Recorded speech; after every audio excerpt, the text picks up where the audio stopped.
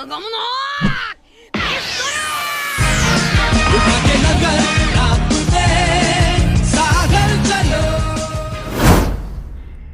का नाम है मैं बनूंगा वॉरलॉर्ड से भी ताकतवर। तो एपिसोड की शुरुआत में हमें दिखाया जाता है वीवी को, जो कि आसमान में देखती है कि पेल आसमान में जो टाइम बॉम्ब लेके गया था वो आसमान में जाने के बाद फट चुका है। जैसे ही बॉम्ब फटता है आसमान में एक बहुत बड़ा धमाका होता है और जमीन पे सारे लोग अपनी कान और अपनी आंखें बंद कर लेते हैं। वैसे तो वो बॉम्ब जमीन से बहुत दूर फटता है आसमान में और पेल सब लोगों की जान बचा लेता है, लेकिन वो बॉम्ब इतना ताकतवर था कि उसके फटने से जमीन पे भी कुछ असर दिखाई देता है। बॉम्ब के फटने के बाद जो वीवी है वो पेल के वापस लौटने का इंतजार करती है और अपने मन में सोचती है कि पेल अभी आ जाएगा। थोड़ी देर बीत जाती है और पेल वापस नहीं आता और वीवी को समझ में आ जाता है कि पेल अब कभी भी वापस नहीं आएगा। वीवी चिल्लाती है और बोलती है कि पेल आखिर तुमने ऐसा क्यों किया। इधर लूफी के क्रू का सीन दिखाया जाता है जहाँ पे जो सांजी है वो बोलता है कि यकीन नहीं होता कि उस बंदे ने अभी अभी क्या किया। नामी बोलती है कि उसने हमारी और पूरे अलुबारना की जान बचाई उस खतरनाक बॉम्ब से।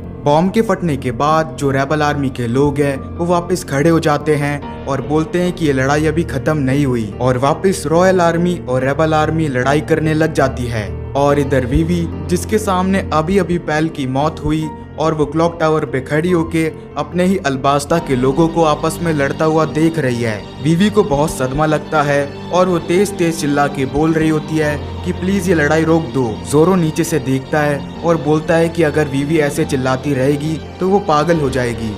वीवी बहुत तेज चिल्ला रही होती है लेकिन उसकी आवाज किसी तक नहीं पहुंचती क्योंकि वो क्लॉक टावर के ऊपर खड़ी है। वीवी की हालत देख के नामी को बहुत गुस्सा आता है और वो उसॉप से बोलती है कि हमें ही कुछ करना होगा, हमको ही रॉयल आर्मी और रेबल आर्मी को रोकना होगा। जरा हमारी दोस्त वीवी की हालत तो देखो। पेल की मौत के बाद जो वीवी है वो लगातार चिल्ला रही होती है कि रेबल आर्मी और रॉयल आर्मी रुक जाओ। इधर मंदिर के बेसमेंट के अंदर क्रोकोडाइल का सीन दिखाया जाता है जहाँ पे वो बहुत तेजी से हंस रहा होता है और बोलता है कि आखिरकार वो बच्चा मर चुका है, मेरे जहर ने आखिरकार उसे मार ही दिया। लेकिन तभी क्रोकोडाइल पलट के देखता है, वहाँ से कुछ आवाज आती है। पता लगता है कि जो लूफी है वो वापस कोशिश करके उठ चुका है। क्रोकोडाइल बड़ी हैरानी के साथ देखता है और बोलता है कि आखिर ये बच्चा पागल है क्या। लूफी बोलता है कि पता है तुम मेरे को क्यों नहीं हरा सकते। क्रोकोडाइल बोलता है कि तुम्हारी गलतफहमी अभी मैं दूर कर देता हूँ। लूफी बोलता है कि तुम मेरे को नहीं हरा सकते क्योंकि मैं वो इंसान हूँ जो आगे जाके पायरेट का किंग बनने वाला है और तुम्हारे जैसा एक घटिया वॉरलॉर्ड मेरे को कभी भी नहीं हरा पाएगा। क्रोकोडाइल बोलता है कि क्या बकवास कर रहे हो, मैं समुद्र के 7 वॉरलॉर्ड में से एक हूँ और अभी तुम मेरे लेवल पे नहीं हो। क्रोकोडाइल को बड़ा गुस्सा आता है और वो अपना हुक लेके बढ़ता है लूफी की तरफ और बोलता है कि अब ये हुक तेरे को नहीं छोड़ेगा। लेकिन जैसे ही वो लूफी के पास पहुंचता है लूफी क्रोकोडाइल के हुक को ही तोड़ देता है। क्रोकोडाइल बड़ा हैरान होता है और बोलता है कि ये नहीं हो सकता, ये हुक तो बहुत मजबूत था। हुक को तोड़ने के बाद लूफी क्रोकोडाइल के पेट में एक जोर का पंच मारता है जिससे क्रोकोडाइल की हालत खराब हो जाती है। क्रोकोडाइल इसी तरह लूफी से पिटता रहता है और लूफी आखिर में क्रोकोडाइल को बहुत दूर फेंक के क्रोकोडाइल के मुंह पे एक जोर का पंच मारता है। लूफी के इतने सारे पंच खाने के बाद क्रोकोडाइल वापस खड़ा होता है और वो देखता है कि लूफी बड़े ही गुस्से में है और वो उसी को देख रहा है। क्रोकोडाइल अपना चाकू लेके भागने लग जाता है लूफी की तरफ बड़ी ही तेजी से और उस पर अटैक करता है और बोलता है कि आखिर तेरे को लगता क्या है, मैं हूँ कौन। लूफी क्रोकोडाइल के हमले से बच जाता है और बोलता है कि मेरे को फर्क नहीं पड़ता कि तुम कौन हो, लेकिन मैं वॉरलॉर्ड से भी ताकतवर बनूंगा और एक दिन तुमसे भी आगे जाऊंगा। और फिर लूफी क्रोकोडाइल की एक जोर की लात मारता है जिससे क्रोकोडाइल हवा में उड़ जाता है। अल्बास्ता का राजा ये देखता है और बोलता है कि ये बच्चा तो बहुत ताकतवर है। इधर क्रोकोडाइल का सीन दिखाया जाता है जहाँ पे वो लूफी की लात खाने के बाद हवा में उड़ रहा है।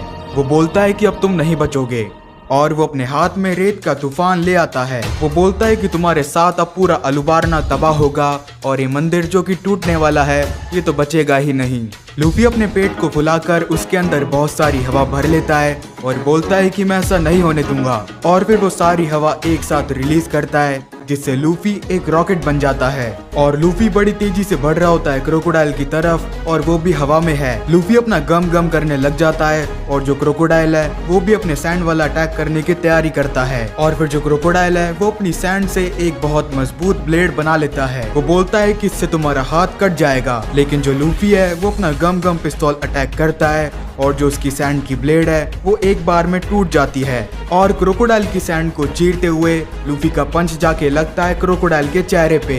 लूफी और ऊपर जाता है और क्रोकोडाइल के ऊपर अपना गैल्टिंग अटैक चालू कर देता है। क्रोकोडाइल मंदिर के बेसमेंट की सीलिंग से चिपक जाता है और लूफी के गैल्टिंग अटैक से बहुत बुरी तरह से पिटने लग जाता है। फिर पता लगता है कि लूफी का गैल्टिंग अटैक इतना ज्यादा ताकतवर था कि जो बेसमेंट की छत है वही टूट गई। बेसमेंट की छत टूटने के बाद जो जमीन है वो भी टूटने लग जाती है और जो क्रोकोडाइल है वो जमीन तोड़ के बाहर आता है और लूफी के अटैक से क्रोकोडाइल हवा में उड़ जाता है। अल्बास्ता का राजा ये देखता है और उसको अपनी आंखों पे यकीन नहीं होता। वो बोलता है कि ये बच्चा तो सच्ची में कमाल है। और इधर दूसरी तरफ समुद्र के 7 वॉरलॉर्ड में से एक क्रोकोडाइल लूफी के इस अटैक से हवा में उड़ने लग जाता है। इधर जोरो और उसॉप और बाकी के सारे लोग रॉयल आर्मी और रेबल आर्मी को लड़ाई करने से रोक रहे होते हैं। तभी नामी की नजर जाती है आसमान में और वो देखती है कि क्रोकोडाइल हवा में उड़ रहा है। और इधर वीवी क्लॉक टावर पे खड़ी होकर देख रही होती है हवा में क्रोकोडाइल को। जिस क्रोकोडाइल ने उसकी जिंदगी बर्बाद करने की कोशिश करी वो उसकी आंखों के सामने है, वो भी इस हालत में। क्रोकोडाइल को इस हालत में देख के वीवी को अपनी आंखों पे यकीन नहीं होता और वो बोलती है क्या इसका मतलब लूफी ने क्रोकोडाइल को हरा दिया। और इधर लूफी के क्रू वाले आसमान में क्रोकोडाइल को देख रहे होते हैं और नामी खुशी के मारे बोलती है कि हमारा लूफी जीत गया। और सांजी जोरो सारे हंस रहे होते हैं और बोलते हैं कि हमको पहले से ही पता था। और इधर वीवी का सीन दिखाया जाता है जहाँ पे वो इस बात से बहुत खुश है लेकिन वो अंदर ही अंदर इस बात से भी दुखी है कि अल्बास्ता के सारे लोग आपस में ही लड़ रहे हैं। और फिर वीवी जोर से चिल्लाती है कि सारी लड़ाई बंद करो।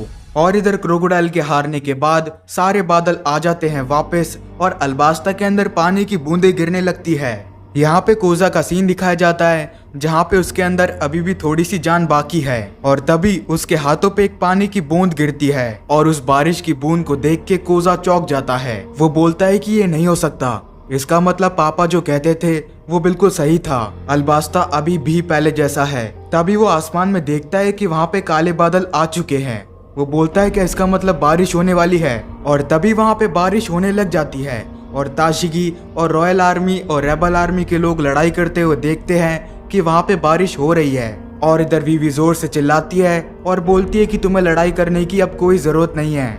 और वीवी की आवाज सुन के सारे लोग वीवी की तरफ देखने लग जाते हैं। नामी खुश होके बोलती है कि सारे लोग रुक गए, इसका मतलब सब लोगों तक वीवी की आवाज पहुंच गई। और यहाँ पे सीन दिखाया जाता है क्रोकोडाइल का जहाँ पे वो आसमान से जमीन पे गिरता है। क्रोकोडाइल को इस हालत में देख के रेबल आर्मी के सारे लोग बोलते हैं कि आखिर हमारे क्रोकोडाइल हीरो को क्या हो गया।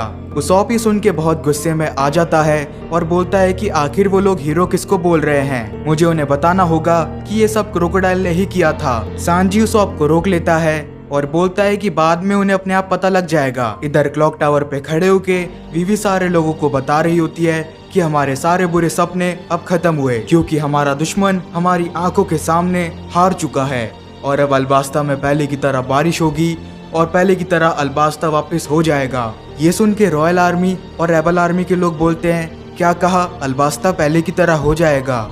यहाँ पे हमें सीन दिखाया जाता है मंदिर के अंडरग्राउंड का जहाँ पे अल्बास्ता का राजा और लूफी है। अल्बास्ता का राजा लूफी से बोलता है कि बच्चे पता नहीं मैं तुम्हारा शुक्रिया अदा कैसे करूँ, लेकिन तुमने आज हमारी कंट्री की जान बचा ली। और इस बात को सुन के लूफी जमीन पे लेटा हुआ हंसने लग जाता है और बोलता है कि शुक्रिया बोलने की जरूरत नहीं। तो ये एपिसोड इसी पॉइंट पे खत्म हो जाता है और क्रोकोडाइल भी हार जाता है। तो मिलते हैं आपसे अगले एपिसोड में, तब तक के लिए। वैसे कहने को है बातें पर मन में दबाता चला आया कितने तूफाने, मैंने सोचा ही नहीं था मैं माजी में दफना